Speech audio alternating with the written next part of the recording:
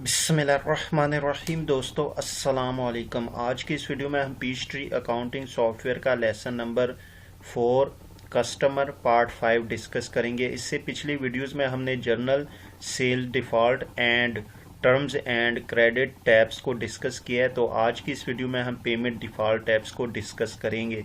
Basically payment default tab हम उस वक्त यूज़ करते हैं जब अपने कस्टमर से पेमेंट रिसीव करते हैं, तो पेमेंट से रिलेटेड जितनी भी इंफॉर्मेशन होती है वो हम पेमेंट डिफ़ॉल्ट टैब में एंटर करते हैं। तो अब जैसे मैं पेमेंट डिफ़ॉल्ट टैब पे क्लिक करता हूं तो ये मेरे पास टैब ओपन हो गई।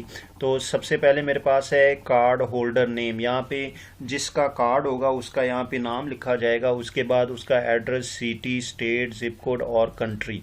फिर उसके बाद हमारे पास क्रेडिट कार्ड नंबर जो कार्ड पे लिखा होगा वो लिखेंगे यहाँ पे। फिर उसके बाद expiry date of credit card. तो उसके बाद हमारे पास ये ऑप्शन है receipt setting, use receipt window setting. अब जब आप अपने कस्टमर से जो पेमेंट रिसीट करते हैं, अगर आप उसके लिए कुछ सेटिंग करना चाहते हैं तो वो आप इस पोर्शन में कर सकते हैं जहाँ पे लिखा हुआ है रिसीट सेटिंग। अब जो हमारे पास ऑप्शन है जहाँ पे टिक लगा हुआ है वो है use receipt window setting. Basically जो आपने पहले इसकी बाय डिफ़ॉल्ट सेटिंग की होती है, अगर वो सेटिंग आप पीचट्री में यूज़ करना चाहते हैं तो इस ऑप्शन को एक्टिव रहने दें। अगर आप अपनी मर्ज़ी से किसी भी कस्टमर के लिए सेपरेट जो है सेटिंग करना चाहते हैं तो आप इस ऑप्शन को अनटिक कर दें, तो ये दोनों ऑप्शन आपके पास जो है एक्टिव हो जाएगी। तो सबसे पहले जो हमारे पास ऑप्शन है वो पेमेंट मेथड, यानी आपका ये जो कस्टमर है वो आपको किस तरह पेमेंट करेगा, किस अकाउंट के ज़रिए, क्या वो आपको कैश के ज़रिए या चेक के ज़रिए पेमेंट करेगा।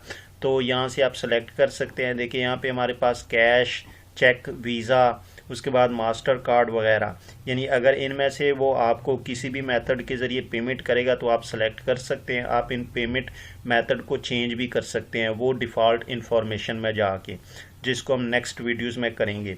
उसके बाद हमारे पास है कैश अकाउंट। अब ये तो जो आपका कस्टमर था उसके पेमेंट मेथड थी। अब इसके बाद आपके पास है कैश अकाउंट। अब बेसिकली यहाँ पे आपने वो अकाउंट सेलेक्ट करना है कि जिस अकाउंट में आप पेमेंट रिसीव करना चाहते हैं। मिसाल के तौर पे अगर आपको आपके जो है कस्टमर ने चेक दिया है तो वो चेक आप किस बैंक में डिपॉजिट करेंगे, तो यहाँ से आप सेलेक्ट कर सकते हैं। बैंक हबीब यहाँ पे मैंने लिखा हुआ है, कैश है और उसके बाद MCB है। तो यहाँ पे आपके पास ये जो अकाउंट शो हो रहे हैं ये भी आप जाके चार्ट ऑफ अकाउंट्स में, यहाँ पे आप जाएंगे चार्ट ऑफ अकाउंट्स में और यहाँ पे आप जितने भी अकाउंट्स क्रिएट करेंगे जिनको आप अंडर कैश अकाउंट में रखेंगे वो सारे के सारे आपके यहाँ पे शो हो जाएंगे। तो उसमें से आप कोई भी अकाउंट जो है वो सेलेक्ट कर सकते हैं।